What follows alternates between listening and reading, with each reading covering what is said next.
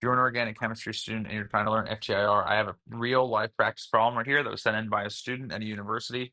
So let's work through it together so you can ace your exam. So like I said, this is a real one sent in by actual students. This is not just one I made up.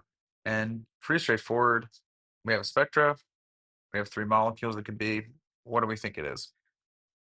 So all of these molecules are carbonyl type here. And we can see that there is a nice carbonyl stretch right there, right at around, call it 720. You know what I mean? Okay.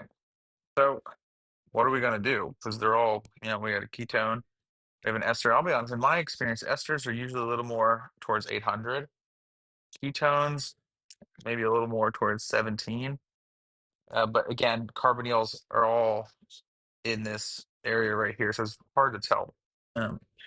Usually for an ester, you'll see something around like 1250 for this stretch right here, but you can't really put this in the fingerprint region. It's not super great.